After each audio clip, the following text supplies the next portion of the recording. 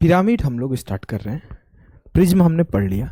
जैसे हमने प्रिज्म को पढ़ा था तो हमने क्या देखा था कि जो प्रिज्म होता है एक बेलन की तरह होता है, लेकिन एक बात ध्यान रखना, बेलन को कभी प्रिज्म नहीं बोल सकते, वो उसके तरह होता है। बेलन का जो सरफेस एरिया होता है वो कर्व्ड होता है और उसके सरफेस एरिया हमेशा कोने वाले होते हैं। जैसे ट्रायंगल हो गया, आपका स्क्वायर हो गया, आपका रेक्टेंगल हो गया, आपका हेक्सागन हो गया। वैसे ही आप कोन को ना इससे रिलेट कर सकते हो कि जो आपके पिरामिड होते हैं ना एक तरह कोन की तरह होते हैं। कोन कैसा होता है? ऐसा। लेकिन बस अंतर ये रहता है कि कोन में आपका जो बेस होता है वो एक सर्कल होता है, एक कर्व्ड सर्कल होता है। लेकिन हम जब बात कर रहे होंगे पिरामिड का, तो पिरामिड का जो बेस होता है वो आपका हो सकता है कि ट्रायंगल रहे, हो सकता है कि आपका ट्रायंगल रहे, हो सकता है कि आपकी, देखो एक यहां बना के लग रहा हूं फोटो, आपका स्क्वायर रहे, हो सकता है वो एक रेक्टेंगल रहे। रेक्टेंगल पर आज तक एसएससी में सवाल नहीं पूछा है, लेकिन एक सवाल मैंने रखा है। हो सकता है ये रेक्टेंगल रहे, हो सकता है कि ये पेंटागन रहे।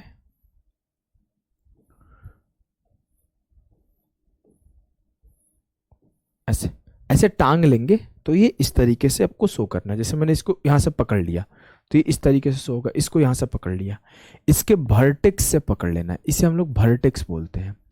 कहीं कहीं एपेक्स भी लिखा जाता है तो इसे एपेक्स भी बोलते हैं। उसके वर्टेक्स से पकड़ के समझना, विजुअलाइज करना।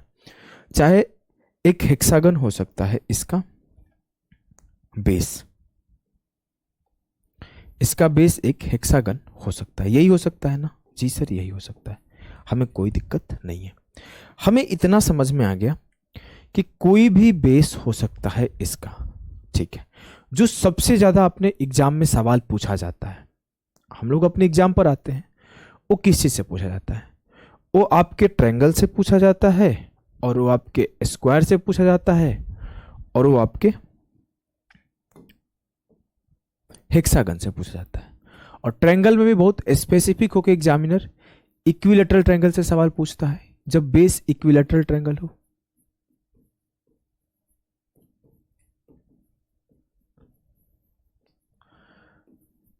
स्क्वायर होके पूछता है, ध्यान देता है स्क्वायर से ही सवाल पूछता है जब बेस स्क्वायर हो।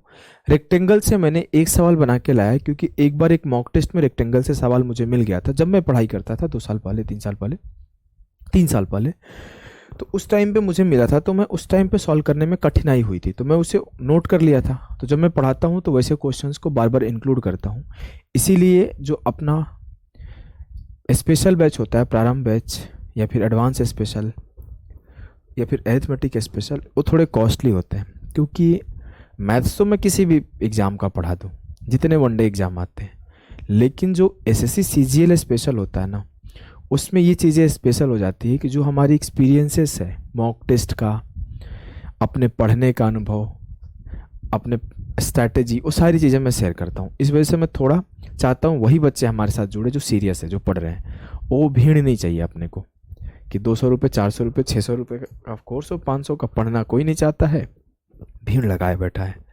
ऐसे भी होते हैं ना, हाँ, तो वैसा नहीं चाहिए हमें ना। जो पढ़े वो पढ़ के बोले कि हाँ कुछ सीखा हूँ और जीवन में अप्लाई किया हूँ। तो मैं वो सारी एक्सपीरियंस धीरे धीरे करके हर एक क्लास के माध्यम से शेयर करते चला जाता हूँ। जो शुरू से सुनता है उसे पता भी चल जाता है कि हाँ है कुछ। तो तीसरा हम लोग रेक्टेंगल बेस पढ़ेंगे, लेकिन एक ही सवाल करेंगे, वहीं पे मैं समझा दूंगा कैसे इसके सवाल फॉर्म हुआ है, ठीक है। 1 और 2 और तीसरा जो सबसे इंपॉर्टेंट होता है जिससे सवाल बनता है वो हेक्सागनल बेस होता है। हेक्सागनल बेस होता है, ठीक। तो हम लोग एक एक करके समझते हैं। पहले मान लेते हैं इक्विलैटरल ट्रायंगल इसका बेस है। हमने मान लिया कि एक इक्विलैटरल ट्रायंगल इसका बेस है, तो कुछ इस तरीके का फॉर्म होगा। पहले आपको कुछ चीजें आपको आनी चाहिए। पहले क्या आनी चाहिए कि इसके टर्म्स की समझ होनी चाहिए। इसके टर्म्स की समझ होनी चाहिए। कैसे टर्म्स की समझ? तो आपको इसके टर्म्स की समझ ऐसे होनी चाहिए कि जो इसे बोलते हैं हम लोग, इसे वर्टेक्स बोलते हैं। ये बात हमने लिख भी दिया था कि इसे एपेक्स या वर्टेक्स बोलते हैं। और बेस किसे बोलते हैं ये तो आप सभी को समझ है, ये बेस है। जो भी नीचे रहेगा वो बेस रहेगा। बोलोगे जी सर। अब आगे इसमें कुछ चीजें और होती हैं, जैसे इसका एक ग्रेविटी सेंटर होता है, वही सेंटर ये, और जब मैं इससे इसको मिलाता हूं तो जो ये होता है ये हाइट होता है। एक काम करे क्या, इसको दो फिगर बना लेता हूं, इसका दो फिगर बना लेता हूं।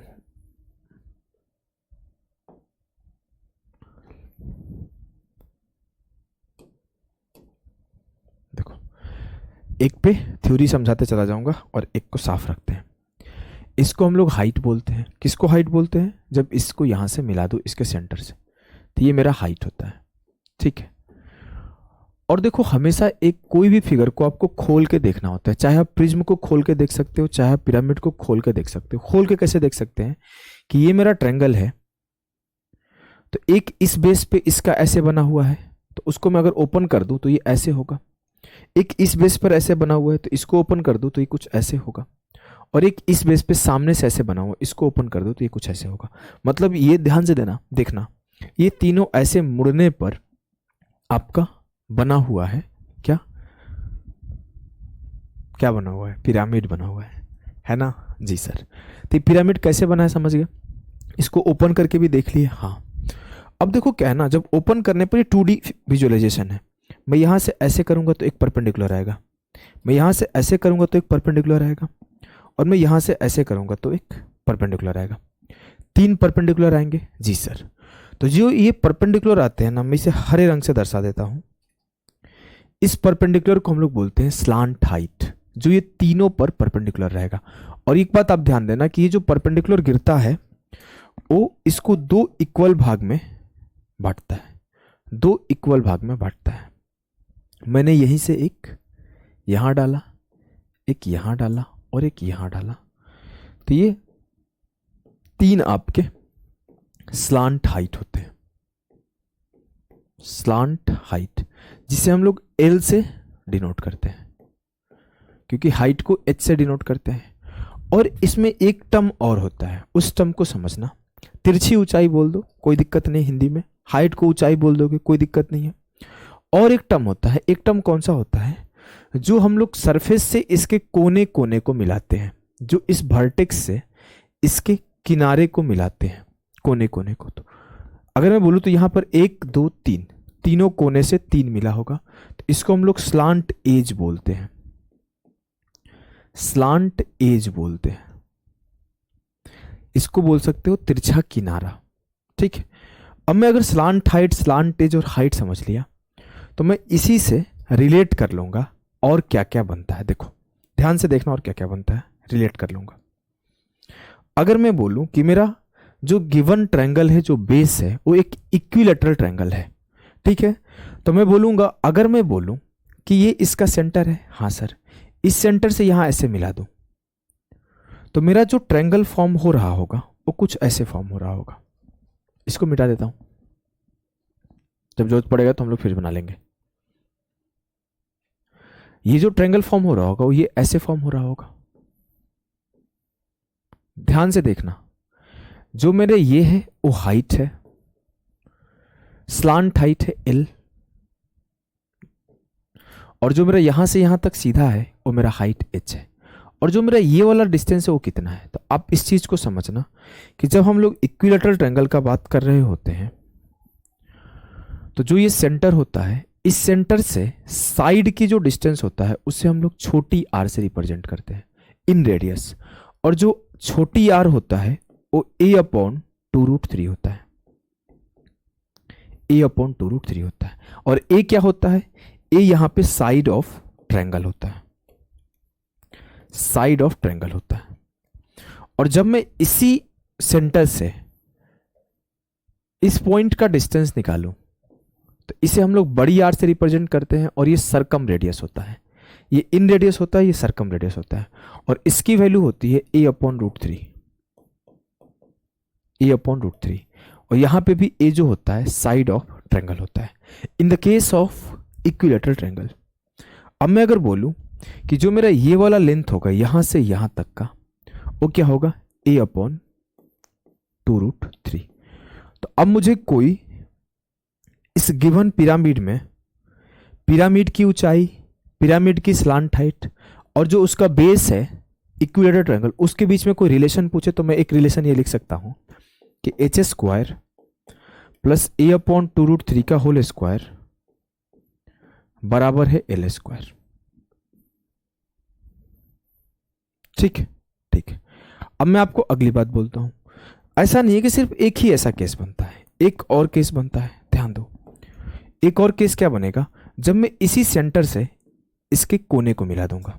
जैसे हमने क्या किया था, एक बार सेंटर से हमने उसके साइड पर रखा था पॉइंट, और इस बार क्या किया, इसके सेंटर से हमने इसके वर्टेक्स को मिला दिया ट्रायंगल के। जब ट्रायंगल के वर्टेक्स को मिलाऊंगा तो फिर एक मेरा हमारा केस बनता है। केस क्या बनता है कि ये मेरा हाइट था सर, और ये मेरा स्लांट एज था ई, और ये मेरा क्या था ए अपॉन √3। तो मुझे एक और राइट एंगल ट्रायंगल बनता है जहां पर ये मेरा स्लांट एज ई होता है, जहां पर ये मेरा हाइट एच होता है, और जहां पर इसका वैल्यू आता है ए अपॉन √3। क्या इस बात से किसी को आपत्ति है? कोई हो ही नहीं सकता आपत्ति, किसी को आपत्ति हो ही नहीं सकता। ठीक है, अब मैं चाहूं तो यहां पर भी एक रिलेशन लिख सकता हूं कि एच स्क्वायर प्लस ए अपॉन √3 का स्क्वायर ए अपॉन √3 का स्क्वायर बराबर ई का स्क्वायर। क्या इस बात से आपको दिक्कत है? नहीं सर, इस बात से हमें कोई समस्या नहीं है। अब मैं आपको दिखाऊं तो एक और रिलेशन मिलता है। कितना रिलेशन खोजोगे सर, जिंदगी है रिलेशन खोजते चले जाओ। एक रिलेशन आपको किस में मिलेगा, जब मैं ये स्लांट हाइट को डाला था तो ये भी परपेंडिकुलर था। कैसे परपेंडिकुलर था? जब मैं इसको खोला था ऐसे, याद है कुछ ऐसे ऐसे हमने खोल दिया था कि जो मेरा पिरामिड है उसको अगर मैं ओपन कर दूं तो ये कुछ इस तरीके से ओपन हुआ था, तो इसके ऊपर ये हाइट डाला था। ये तो स्लांट हाइट है। एक सेकंड, पता नहीं कोई प्रॉब्लम हो रहा है, मैं चेक कर लेता हूं।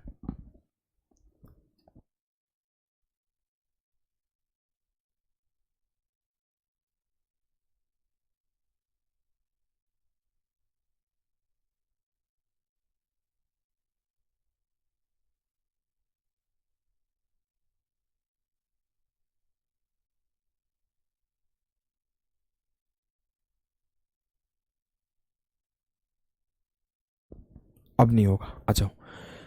ये क्या होता है, ये स्लांट हाइट होता है और ये स्लांट एज होता है। और ये क्या होता है सर, आपको बताया था कि ये दो इक्वल भाग में बट जाते हैं।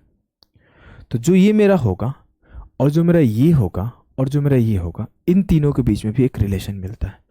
वो भी एक राइट एंगल ट्रायंगल वाला रिलेशन मिलता है कि ये मेरा स्लांट हाइट एल होता है, ये मेरा एज ई होता है, और ये मेरा ए अपॉन 2 होता है। तो मुझे यहां मिलता है एल का स्क्वायर अपॉन ए प्लस 2 का होल स्क्वायर बराबर स्लांट एज का स्क्वायर। तो मुझे जब बेस इक्विलेटरल ट्रायंगल हो तो मुझे 3 राइट एंगल ट्रायंगल फॉर्म होते हैं। एक right angle triangle height of pyramid, base of pyramid मतलब जो साइड है उसके बेस का, और एक इसके स्लांट हाइट के बीच में रिलेशन मिलता है। एक हाइट और साइड ऑफ बेस और स्लांट एज के बीच में रिलेशन मिलता है, और एक स्लांट एज, स्लांट हाइट और उसके साइड के बीच में रिलेशन बनता है। इस बात को आपको ध्यान रखना है, ठीक है। अब मैं अगली बात करूं, ये तो सिर्फ मैंने बात किया इक्विलेटरल ट्रायंगल का। In the case of square तो मैं स्क्वायर फॉर्म किया, ये आपका खूब अच्छा प्यारा सा स्क्वायर फॉर्म हो गया। ये आपका एक बहुत अच्छा सा वो भी फॉर्म हो गया, क्या बोलते हैं, पिरामिड। पता नहीं क्यों मैं भूल रहा हूं बार बार पिरामिड को। आप ऐसे करके भी फोटो बना सकते हो, अच्छा फोटो बनेगा, परेशान नहीं होना है। देखो फोटो अच्छा बना है ना, ऐसे टेढ़ा करके हमने बनाया है समझने के लिए। अब मैं बात करूं तो इसमें भी हम अगर बात करें तो ये मेरा क्या होगा, ग्रेविटी सेंटर या फिर सेंटर, जो भी सेंटर ऑफ द स्क्वायर। और ये चारों के चारों क्या होंगे, स्लांट एज ऑफ पिरामिड। अब मैं बोलूं अगर यहां से इसको ऐसे मिला दूं तो ये मेरा क्या होगा, स्लांट, ये मेरा क्या होगा, हाइट, ये मेरा हाइट होगा। जी सर। अगर मैं बोलूं तो ये चारों के चारों जो मिले हुए हैं ये स्लांट एज है, स्लांट एज है। अब जब मैं इसके मिड पॉइंट को उसके वर्टेक्स या एपेक्स से मिलाऊंगा तो ये मेरे जो बनेंगे वो क्या बनेंगे सर, वो बनेंगे सर स्लांट हाइट। जो ब्लैक वाले कलर के हैं वो सारे के सारे स्लांट हाइट हो गए। बोलोगे जी सर। तो यहाँ पे भी आपको दो रिलेशन मिलते हैं। वो दो रिलेशन पढ़ने से पहले थोड़ा सा मैं स्क्वायर आपको सिखा दूं। स्क्वायर जो होता है इसके चारों साइड बराबर होते हैं, सभी को पता है। अगर मैं बोलूँ ये मेरा सेंटर है और इससे एक लाइन ड्रॉ कर दूं, तो ये जो होता है इसका विकर्ण होता है। विकर्ण क्या होता है, डायगोनल ऑफ स्क्वायर। और डायगोनल को हम लोग कैसे रिप्रेजेंट करते हैं, तो आप राइट एंगल ट्रायंगल बना सकते हो। हाँ, तो ये ए है, ये ए है, तो ये आ जाएगा √2a। तो डायगोनल √2a होता है। अगर मैं बोलूँ तो इसे मैं ऐसे भी लिख सकता हूँ कि ये मेरा सेंटर है, इसे दो इक्वल भाग में बांटा। अगर ये भी मेरा पूरा ए है, ये भी मेरा पूरा ए है, ये भी मेरा पूरा ए है, और ये भी मेरा पूरा ए है, तो ये दो इक्वल भाग में बढ़ जाएगा। और ये a/2 और a/2 में कट कट के बढ़ जाएंगे। मतलब यहाँ से यहाँ तक के डिस्टेंस a/2 है, यहाँ से यहाँ तक के डिस्टेंस a/2 है, यहाँ से यहाँ तक के डिस्टेंस a/2 है। वैसे ही जब हम लोग ऐसे इसको डायगनली काटते हैं तो इस पूरे का लेंथ दोनों ही केस में √2a आता है। चाहे ऐसे चेक करो चाहे ऐसे चेक करो, √2a आता है। तो जब आप यहाँ से यहाँ तक का डिस्टेंस चेक करोगे तो ये भी आधा हो जाएगा। √2a/2 करो तो ये a√2, ये भी a√2, a/√2, ये भी a/√2, और ये भी a/√2। कैसे आया, समझ में आया? मैं बोला ये मेरा पूरा √2a है, तो इसको आधा कर दिया, तो 2 से डिवाइड कर दिया, तो मेरा जो आया a/√2 आया। क्लियर है? बोलो कि एकदम क्लियर है मास्टर, कोई भी किसी भी प्रकार का समस्या नहीं है हमें। अब ये छोटी बात पता है हमें, तो हम लोग यहाँ पे भी रिलेशन निकालना शुरू करेंगे। रिलेशन कैसे निकलेगा, देखो एक रिलेशन सिंपल सा आप समझ जाओगे कि अगर हम बोले, चलो ये लिखा हुआ रहने दो, अगर हम बोले कि ये मेरा स्क्वायर है और हमने यहाँ पे बना दिया इसका एक प्यारा सा पिरामिड। अब हम अगर चाहें तो ये मेरा बोलूँ ये हाइट वाला पॉइंट होगा ऐसे, हाँ, तो मैं यहाँ एक लाइन ड्रॉ किया। ऐसे चारों तरफ कर सकते हो, एक यहाँ भी कर सकते हो, एक यहाँ भी कर सकते हो, एक यहाँ भी कर सकते हो, लेकिन मैं एक का एग्जाम्पल लेके समझा रहा हूँ क्योंकि हाइट तो 4 हो सकते हैं, स्लांट हाइट तो 4 हो सकते हैं। तो ये मेरा हाइट था, और मैं जब इस पॉइंट से यहां मिलाऊंगा तो ये मेरा क्या था, स्लांट हाइट था। एल से लिख देता हूं सीधा सीधा, स्लांट हाइट एल। और ये मेरा क्या था सर, साइड का आधा। तो एक यहां पे रिलेशन मिलेगा, ये साइड का आधा, ये हाइट और ये स्लांट हाइट। तो h² प्लस a/2 का स्क्वायर बराबर l का स्क्वायर। आपके पिरामिड के हाइट और बेस का आधा साइड के और स्लांट हाइट के बीच में रिलेशन है। और सेम उसी तरीके से स्लांट हाइट स्लांट एज में भी एक रिलेशन मिल जाता है। देखो कैसे, अगर मैं इसी में समझाऊं, यहां पे समझा दूं क्या, जैसे हमने अभी जो रिलेशन निकाला वो इन दोनों में निकाला था, इन दोनों में। अभी हम चाहे तो एक क्या निकाल सकते हैं, अब देखो यहां एक अलग फोटो सिखा देता हूं। मैंने बोला ये यहां है, ये यहां है, ये यहां है, यहां है, ये था पॉइंट, ये मेरा क्या था, हाइट। मैं चाहूं तो एक रिलेशन ऐसे निकाल सकता हूं। अगर मैं इसको यहां से ऐसे मिला दूं तो ये मेरा क्या है, स्लांट एज है, और ये मेरा क्या है, हाइट है, और ये मेरा क्या है, इसका लेंथ अभी अभी निकाला था सर, a/√2 आया था। तो मुझे एक रिलेशन मिलेगा हाइट स्लांट एज और साइड। तो ये हो जाएगा h² प्लस a/√2 का होल स्क्वायर बराबर e का स्क्वायर बराबर e का स्क्वायर। क्या आपको इस बात से दिक्कत है? क्या आपको इस बात से दिक्कत है? कोई दिक्कत नहीं है सर। अब चलो आगे, अब चलो आगे। देखो अब मैं चाहूं तो मैं एक रिलेशन इन दोनों के बीच भी निकाल सकता हूं। किन दोनों के बीच? देखो मैंने फोटो फिर से बनाया। मैं अगर बोलूं कि यहां पर हम क्या डाल रहे हैं, यहां पे हर बार हम लोग डाल रहे हैं स्लांट हाइट। तो ये मेरा स्लांट हाइट है, ये मेरा साइड का आधा है, और ये मेरा स्लांट एज है। तो ये भी एक परपेंडिकुलर बनता है कि ये स्लांट हाइट l हो गया, ये साइड का आधा हो गया, और ये स्लांट एज हो गया। तो l² प्लस a/2 का स्क्वायर बराबर e का स्क्वायर। आप इस तरीके से ये पार्ट भी यहाँ पे लिख सकते हो। आपको कोई समस्या तो नहीं हो रही, बस मैं आपको फिगर समझाने के लिए इतना बार बार लिख के समझा रहा हूँ। अदरवाइज मैं सवालों के माध्यम से सिखा देता, उतना सिखाने की जरूरत थी नहीं। आपको इसलिए सिखा रहा हूँ कि आपको अंडरस्टैंडिंग जितना ज़्यादा बिल्ट होगा उतना ही कम आपको फिगर बनाना पड़ेगा। मैं अगर पिरामिड के सवाल सॉल्व करूँ, मुझे फिगर बनाने की नीड नहीं है, मेरे दिमाग में फिगर बना हुआ है, कब किस केस में कहाँ स्लांट एज है, कहाँ स्लांट हाइट है, कहाँ पे हाइट है, कहाँ पे साइड कैसे लेंगे। तो आपका जितना ज़्यादा फिगर बना बना के समझ बिल्ड कर लिए रहोगे उतना आसान होगा सॉल्व करना पेपर। अगली हम लोग बात करें तो एक बार बात करते हैं हेक्सागन का।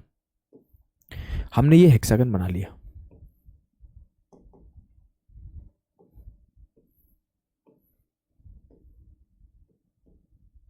हमने ये हेक्सागन बना लिया।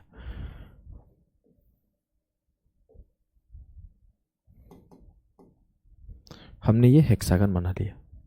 क्या करूं, लो भैया ऐसे ही काम चला लेते हैं, थोड़ा सा खराब फिगर कहीं। हमने ये हेक्सागन यहाँ पे बना लिया। तो हेक्सागन में भी सेम कहानी होगा। आपको हेक्सागन लास्ट क्लास में भी सिखाया था। जो हेक्सागन होता है वो 6 के 6 इक्विलेटरल ट्रायंगल से फॉर्म होके बनता है।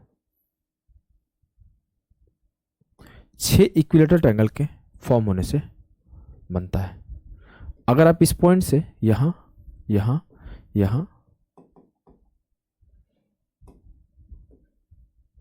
इस पॉइंट से यहाँ यहाँ यहाँ यहाँ यहाँ और यहाँ ड्रॉ कर दोगे तो आपको ये बनेगा 6 इक्विलेटरल ट्रायंगल। आपको पता है एक इक्विलेटरल ट्रायंगल का जो हाइट होता है वो क्या होता है, इजीली निकाल सकते हो। अगर ये इक्विलेटरल ट्रायंगल है, इसका हाइट निकालना है तो ये परपेंडिकुलर होगा h। अब मुझे पता है ये मेरा a है, ये भी मेरा a है।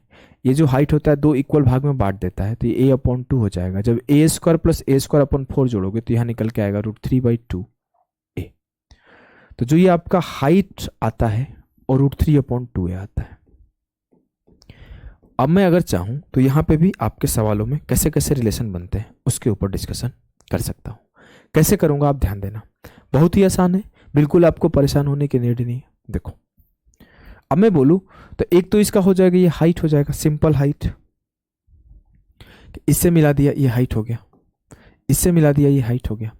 और एक होगा जो इनके बीचों बीच गिरेगा मिड पॉइंट पर, उसे हम लोग क्या बोलते हैं, उसे स्लांट हाइट बोलते हैं। उसे मैं अलग कलर से गिरा देता हूँ। जैसे मैं यहाँ एक गिरा दिया ऐसे, एक ऐसे, एक ऐसे, एक ऐसे, एक ऐसे और एक ऐसे, ये सारे के सारे स्लांट हाइट हो गए। और जो कोने से जुड़े हुए हैं वो स्लांट एज है। तो slant height, slant edge, height, तीनों में डिफरेंस समझ के जी सर। अब मैं थोड़ा हटाता हूँ, थोड़ा खाली करो। अब मैं रिलेशन निकालना शुरू किया। अगर मैं बोला यहाँ से इसको मिला दूँ और यहाँ से इसको मिला दूँ तो ये क्या है, स्लांट हाइट, ये क्या है, हाइट, और ये क्या होगा सर, ये हाइट ऑफ ट्रायंगल होगा, क्योंकि ऐसे कोई ट्रायंगल फॉर्म होगा तो ये हाइट ऑफ ट्रायंगल होगा। तो जो मेरा बनेगा ट्रायंगल वो इसका लेंथ होगा √3/2a, इसका लेंथ होगा h और इसका लेंथ होगा l। तो ये एक रिलेशन बनेगा h² + √3/2a का स्क्वायर बराबर l का स्क्वायर।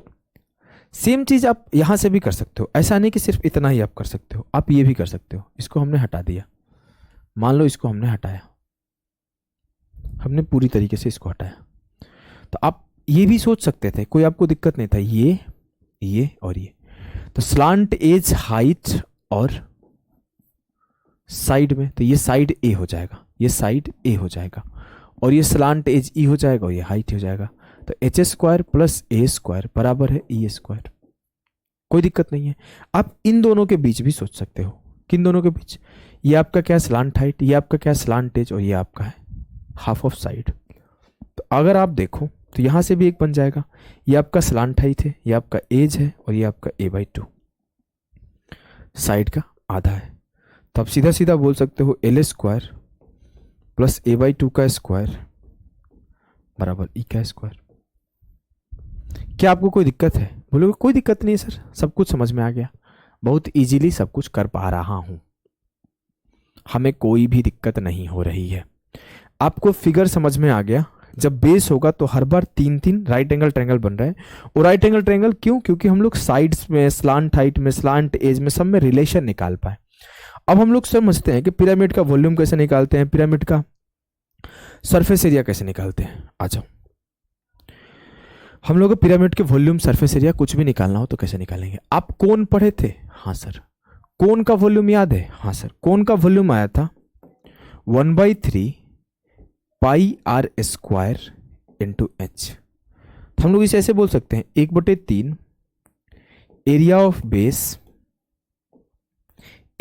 Base into height. क्या आपको इस बात से आपत्ति है? बोलोगे नहीं सर नहीं है।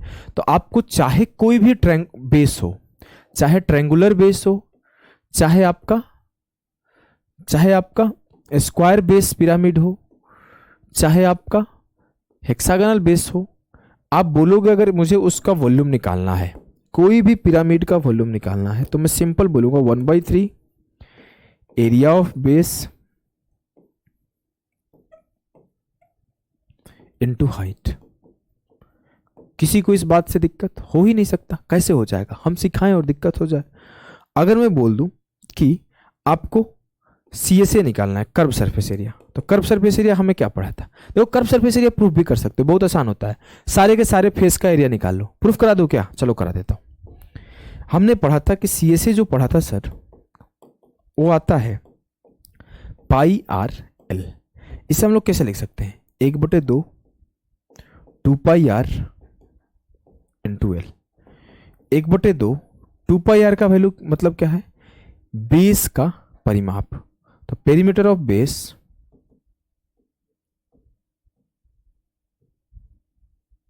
Into slant height. यही पढ़ा था ना जी सर। तो आप बोलोगे जो कर्व सरफेस एरिया होता है वो यहां पे भी होगा 1/2 पेरीमीटर ऑफ बेस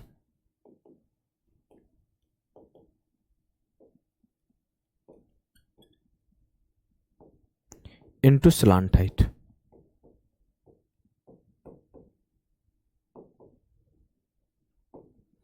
और जो TSA होता है वो क्या होता है?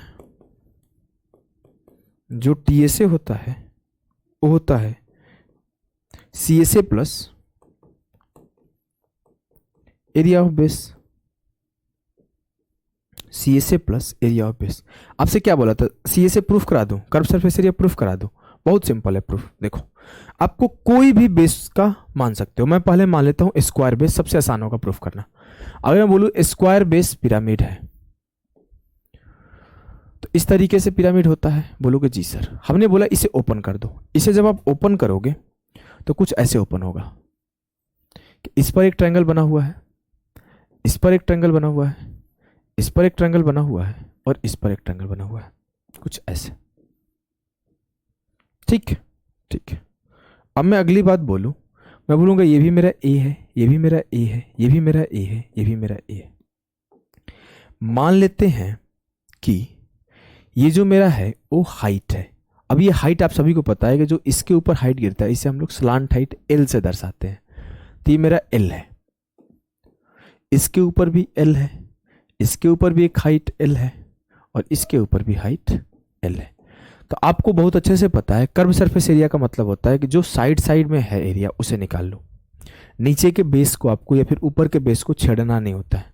तो अगर आपसे कोई पूछे कर्व सरफेस एरिया बताओ, तो curve surface area of square based pyramid क्या होगा?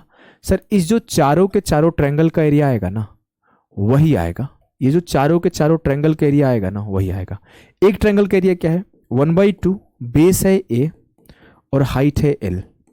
ये एक ट्रायंगल का एरिया है, और ऐसे टोटल 4 ट्रायंगल है, तो इसे 4 से मल्टीप्लाई कर दो। 2 दूना 4, ये क्या आया? 2AL।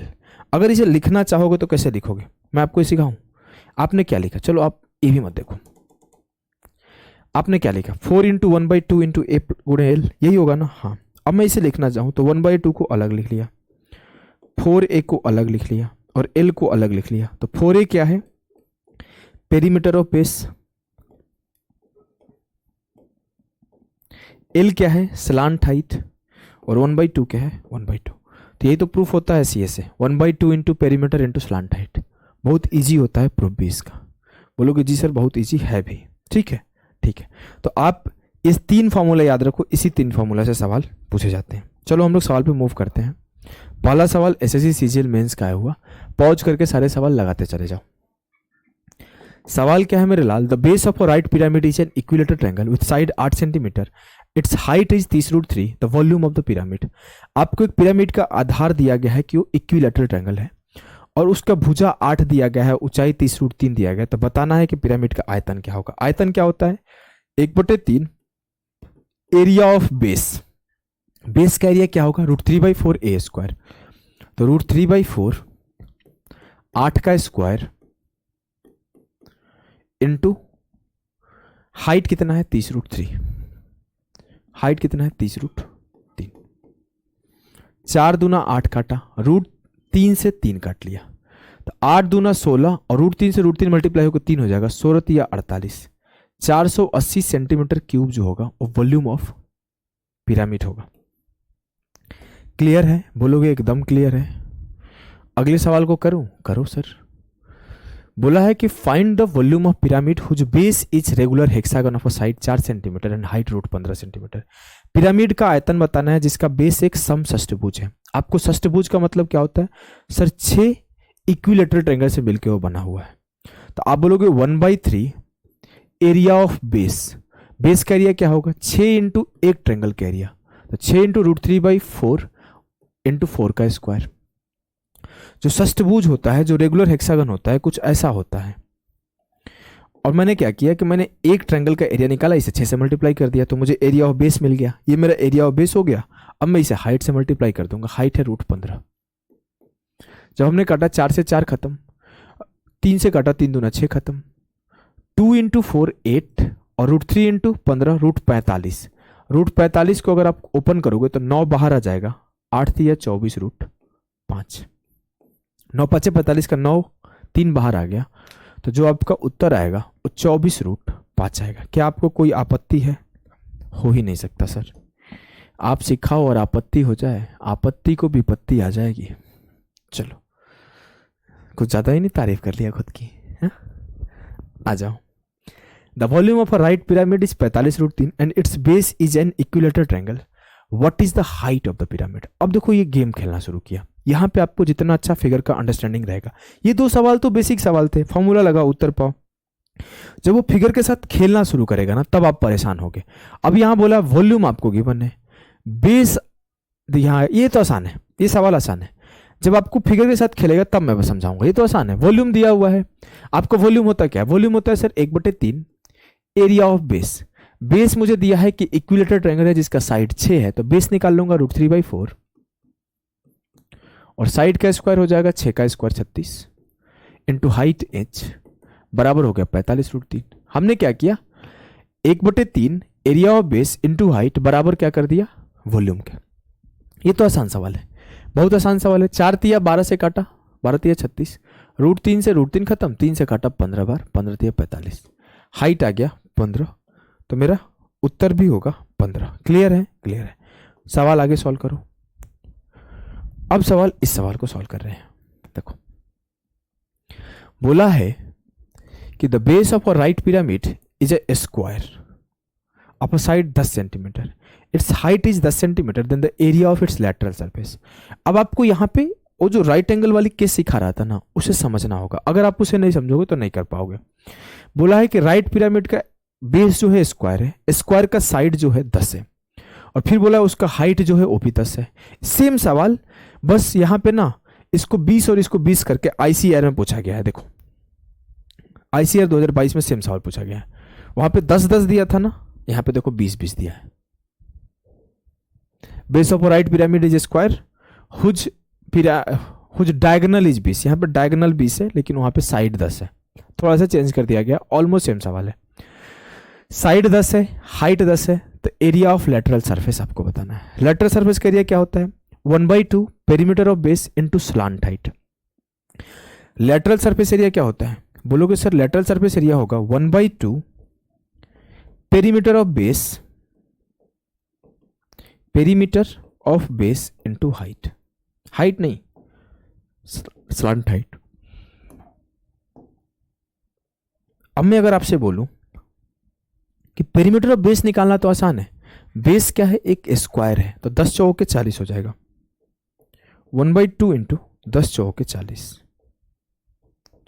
और ये L जो है स्लांट हाइट है, L जो है स्लांट हाइट है। प्रॉब्लम स्लांट हाइट को निकालने में, आपको फिगर का अंडरस्टैंडिंग रहेगा तो ही कर पाओगे। मैंने फिगर बना लिया, हमने बोला ये यहां गया, ये यहां गया, ये यहां गया और ये यहां गया। ठीक है, अब आप अगली बात को समझना। अगली बात को समझना। देखो क्या है कि आपका साइड जो है 10 है और हाइट जो है वो भी 10 है। साइड जो है 10 है और ये यहां से यहां तक का हाइट जो है वो भी 10 है। अब मुझे स्लांट हाइट निकालना है। स्लांट हाइट कहाँ होता है? इस पॉइंट पर हो जाएगा, इस पॉइंट पे हो जाएगा, इस पॉइंट पे हो जाएगा और इस पॉइंट पे हो जाएगा। तो यहां से यहां स्लांट हाइट होगा, यहां से यहां स्लांट हाइट होगा। तो मैं आपको रिलेशन क्या सिखाया था? ये और ये एक राइट एंगल ट्रायंगल बनते हैं। तो ये मेरा क्या होगा? हाइट 10 और ये क्या होगा? आधा होगा। ये पूरा 10 है तो ये आधा 5 होगा और ये मेरा स्लांट हाइट है। अब स्लांट हाइट निकालना है तो आप इजीली कैलकुलेट कर लोगे। 10 का स्क्वायर प्लस 5 का स्क्वायर आ जाएगा। तो 5 से काटा, 5 दूना 10, तो 5 से ये मल्टीप्लाई कर दूंगा। 5 से काटा हूं तो इसमें 5 का मल्टीप्लाई हो जाएगा। अब 2 का स्क्वायर 4, 1 का स्क्वायर 1, 4 1 5। अब बेसिक से सॉल्व करोगे, 10 का स्क्वायर 100, 5 का स्क्वायर 25, तो टाइम लगेगा। रेशियो काट के सॉल्व किए, जल्दी से 5√5 निकाल लिए। तो जो आपका LSA आ गया, सॉरी जो आपका L आ गया वो 5√5 आ गया। मल्टीप्लाई कर लो, 20 5 100√5 आपका उत्तर हो जाएगा। 100√5 आपका उत्तर हो जाएगा। अगर आप इस फिगर का अंडरस्टैंडिंग नहीं रखोगे तो आपको टाइम लग जाएगा। यहीं पे जो तेज बच्चा होगा ना, ये फोटो नहीं बनाएगा, वो सीधे समझ जाएगा कि हाइट सर 10 है और इसका आधा 5 लगेगा, 10 और 5 से रिलेशन निकलेगा तो 5√5 आएगा। वो ये फोटो नहीं बनाएगा। जो बच्चे को थोड़ा सा ना फिगर का अंडरस्टैंडिंग रहेगा वो ये फोटो नहीं बनाएगा। यही रीजन था कि मैंने पहले फोटो बना के एक एक चीज को समझा दिया था कि आप फोटो को अंडरस्टैंड कर लोगे तो कम बनाना पड़ेगा, फोटो बिना बनाए काम चल जाएगा, तो आंसर जल्दी ला पाओगे। ठीक है, चलो अगले सवाल करते हैं। अगले सवाल करो। बोला है कि the base of right pyramid is an equilateral triangle. किसी पिरामिड का बेस जो है इक्विलैटरल ट्रायंगल है जिसका एरिया 16√3 है। एरिया ऑफ एक surface is 30, then the height is. अब पहला चीज है, मैं तो देखते समझ गए, एरिया ऑफ एक सरफेस 30 है तो तीनों सरफेस का 30 या 90 हो जाएगा।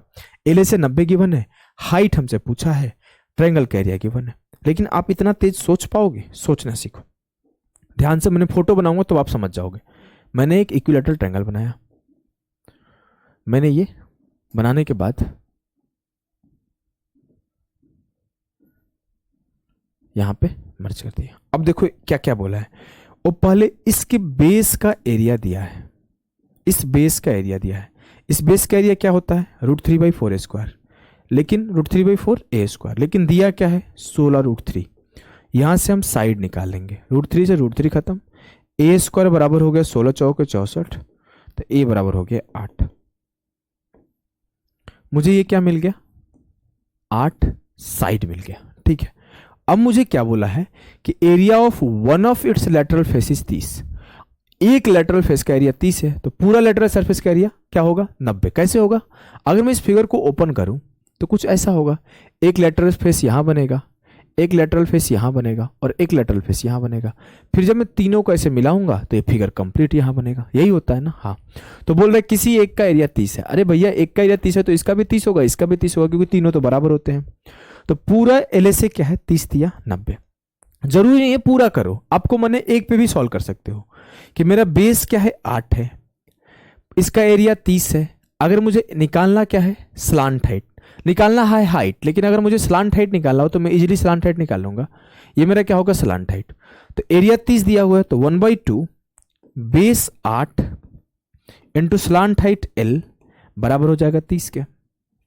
आपको जैसे निकालना है निकालो, इट्स ऑल अबाउट कि आप फिगर को कितना अंडरस्टैंड कर रहे हो। हमने सिर्फ इतना ही देख के कर लेता कि अगर मैं चाहूं तो इसके ऊपर परपेंडिकुलर डालूं तो ये भी मेरा 8 है, तो मान लेते हैं इसका एरिया 30 है तो 1/2 L इंटू 8। ठीक है, ये आपको बिना लिखे करना था। अब हम यहां से निकाल लिए, 2 से काटा 2 चौके 8, 2 से काटा 2 दूना 4, 15 दूना 30। L की वैल्यू आ गई 15/2। अब मुझे स्लांट हाइट की वैल्यू पता है, मुझे साइड की वैल्यू पता है, मुझसे पूछा क्या? हाइट बताओ। ये हाइट। अब मुझे ये रिलेशन पता है कि स्लांट हाइट, हाइट और जो ट्रायंगल का साइड होता है इसमें एक रिलेशन आता है। और रिलेशन क्या आता है? सर जो ये होता है ना, ये इन रेडियस की तरह काम करता है और इसको हम लोग लिखते हैं A/2√3। तो हमने जो रिलेशन मिलता है वो मिलता है, ये आपका हाइट H, ये आपका स्लांट हाइट L जो है वो 15/2 है, और जो ये आपका साइड है वो 8/2√3 है, 2 चौके 8।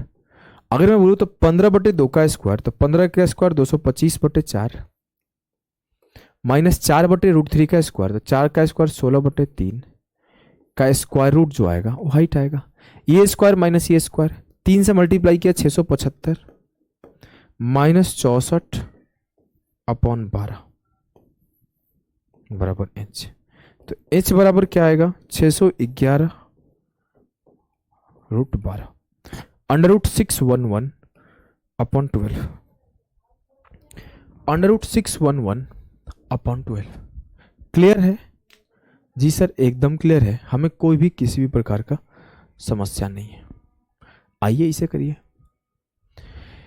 ए pyramid stand on a square base of a diagonal 10√2। आपको डायगोनल 10 रूट दिया है, उस पर स्टैंड किया। अगर हाइट ऑफ पिरामिड 12 है तो एरिया ऑफ स्लांट सरफेस क्या होगा? स्लांट सरफेस का एरिया क्या होता है? 1/2 perimeter of base into height.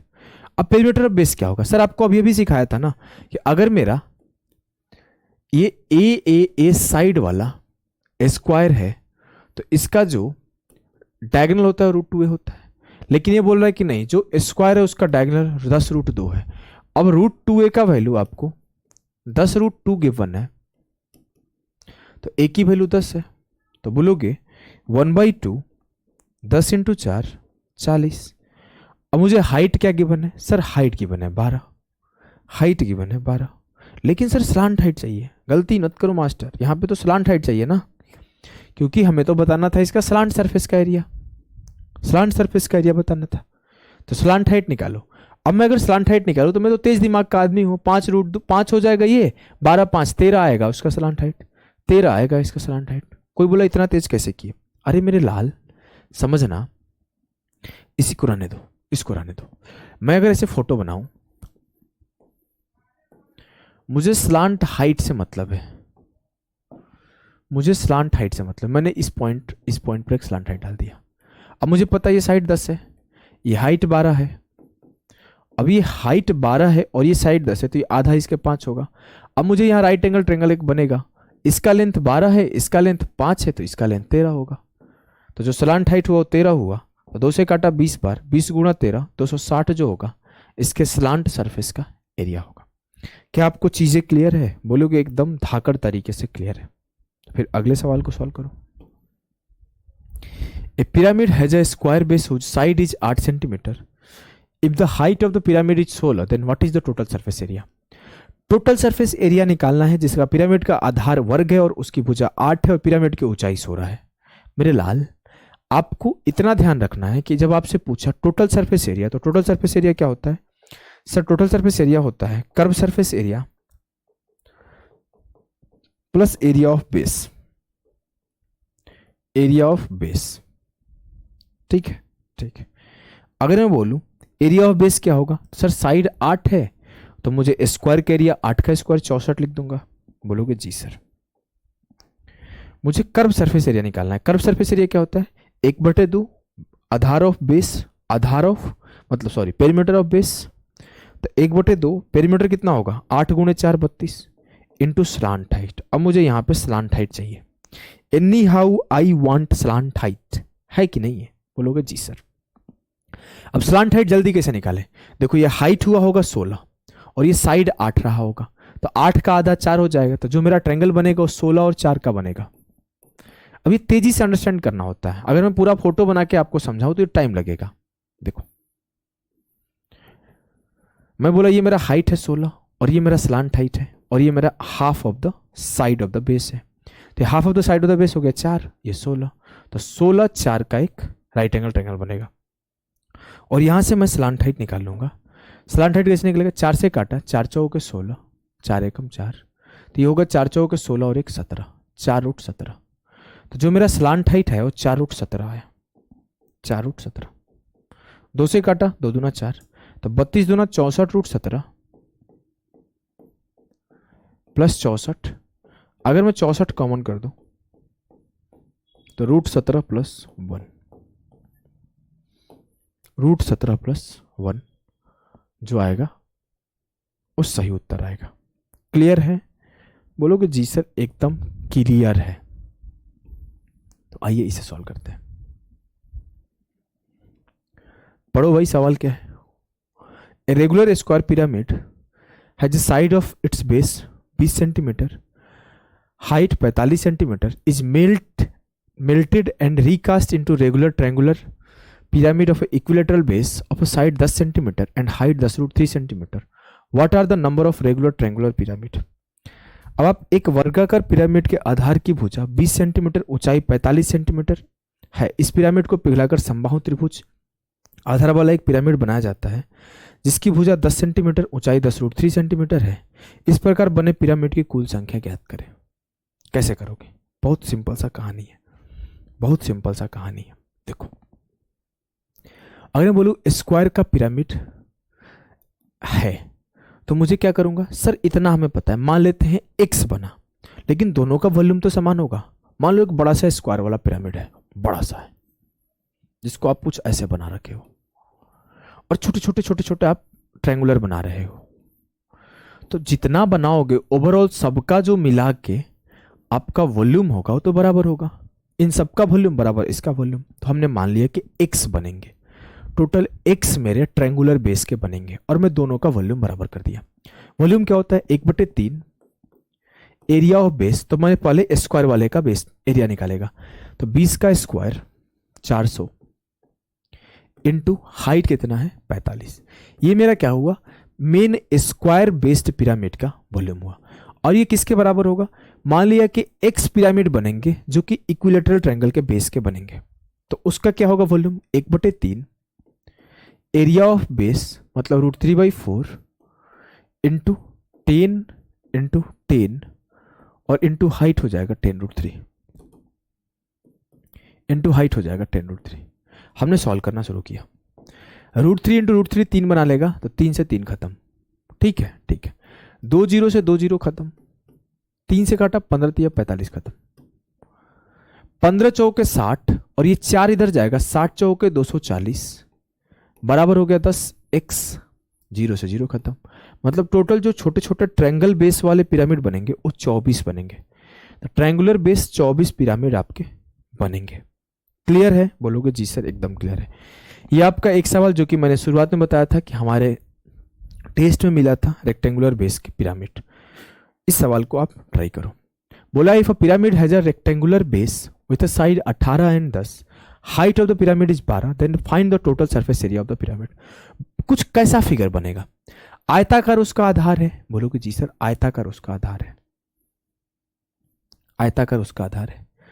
अब मैं बोला उसका बेस 18 है और हाइट 10 है। मान लिया बेस का लेंथ और ब्रेड्थ 18 और 10 है,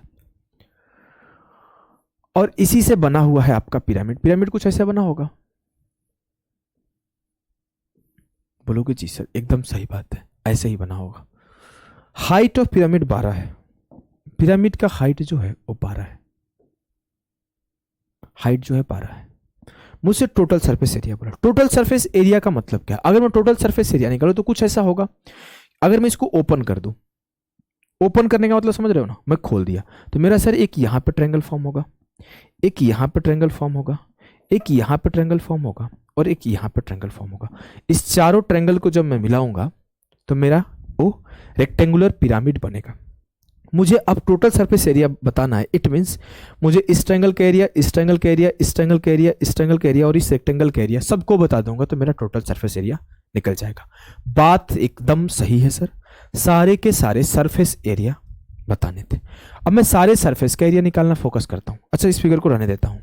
मैं बोलूं मैं अगर इसका एरिया निकालूं तो क्या होगा? ये तो बहुत सिंपल है। रेक्टेंगल होता है L इंटू बी, 18 10 180, 18 10 180। प्रॉब्लम जानते हो कहां है? प्रॉब्लम मुझे इन सरफेस के एरिया को निकालने में है, इसका और इसका और इन दो चारों का। मैं कैसे निकालूंगा? ध्यान से देखना, यहां पे दो तरह से राइट एंगल ट्रायंगल फॉर्म होगा। जब मैं इस सेंटर से मैं बोलूं कि एक यहां पे हमने लाइन खींचा और एक यहां पे हमने लाइन खींचा, ये लाइन क्या है? स्लांट हाइट, जो इस पे परपेंडिकुलर होगा। अब मेरा ये क्या है? सर ये तो हमारा गिवन है कि 12 है, और ये मेरा क्या है? ये पूरा 18 था तो ये बचा हुआ 9 हो गया। अब मेरे बनने वाला राइट एंगल ट्रायंगल बन रहा है, बनने वाला राइट एंगल ट्रायंगल बन रहा है। तो एक 12 है एक 9 है, तो ये हो जाएगा 15, 15 15 हो जाएगा। अगर ये मेरा 9 है, ये मेरा 12 है, तो ये 15 हो जाएगा। अब अगर मैं सॉल्व करूं तो ये मेरा 10 है और ये मेरा 15 है। सेम उसी तरीके से ये मेरा 10 है, तो ये तो 15 है ना, ये 15 है और ये 10 है। तो क्या इन दोनों का एरिया निकालना आसान नहीं है? हाँ सर, आसान है। मतलब अगर मैं बोलूँ तो ये जो मेरा स्लांट हाइट आएगा, सेम स्लांट हाइट ये भी आएगा। बोलोगे हाँ, क्योंकि इस दोनों में जो एल है वो, जो आपका एच है वो 12 है और जो ये 9 है, तो 9 12 15 का ट्रायंगल बन रहा है। तो मैं इस दोनों बेस का, मतलब इस दोनों बेस का अगर एरिया निकालूं तो क्या होता है, एक ट्रायंगल का एरिया निकालूंगा तो 1/2 आधार इंटू हाइट, तो 10 इंटू हाइट 15। अब ये एक ट्रायंगल का एरिया हुआ, ऐसे दो ट्रायंगल है तो इसे 2 से मल्टीप्लाई कर दो। मतलब इस बेस का और इस बेस का एरिया निकाला तो मुझे 150 मिला, 150 जोड़ देंगे। अब मुझे इस बेस का एरिया चाहिए और इस बेस का एरिया चाहिए। अगर मैं आपसे बोलूं मेरे लाल, आप थोड़ा सा ध्यान दो, अगर मैं इस बेस पे काम करूं तो मेरा जो हाइट यूज होगा ये होगा और जो मेरा स्लांट हाइट यूज होगा ये होगा। तो मेरा फिर फिगर कुछ ऐसा बनेगा, ये मेरा हाइट 12 है। अब जो मेरा ये वाली लेंथ यूज करेंगे ना वो 5 होगा, क्योंकि पूरा 10 है, ये 5 है, तो ये क्या आएगा 13। मतलब जो इसके ऊपर पड़ने वाली परपेंडिकुलर लाइन है वो 13 होगी, जो इसके ऊपर पड़ने वाली परपेंडिकुलर लाइन है वो 13 होगी। और इसका बेस क्या है, बेस है 18, बेस है 18, बेस है 18। तो जो मेरा इस ट्रायंगल का एरिया आएगा वो क्या आएगा, 1/2 13 इंटू 18 आधार गुणे ऊंचाई। ये एक ट्रायंगल का एरिया है, लेकिन ऐसे मेरे दो ट्रायंगल है तो इसे 2 से मल्टीप्लाई कर दूंगा। 2 और 2 खत्म, 18 गुणे 13 कितना है, 234, 234। सबको जोड़ दिया, 4 5 3 8 8 16, 2 2 4 1 5। जो मेरा उत्तर आया 564 है। पूरे के पूरे टोटल सरफेस एरिया आया इस पिरामिड का कितना, 564। क्लियर है जी सर। आपके लिए 3 होमवर्क छोड़ के जा रहा हूं, खुद से करना। बेसिक बेसिक सवाल है इसीलिए छोड़ रहा हूं, डिफिकल्ट होता तो कराता। एक होमवर्क ये है, अगर आपको सवाल समझ में ना आए कुछ नहीं करना है, कॉपी करना है, गूगल कर देना है, आंसर आ जाएगा, पता चल जाएगा। कॉपी करोगे, गूगल करोगे, आंसर आपको पता चल जाएगा। और एक ये है, क्लियर है जी सर। इसका आंसर शायद 600 आता है, इसका आंसर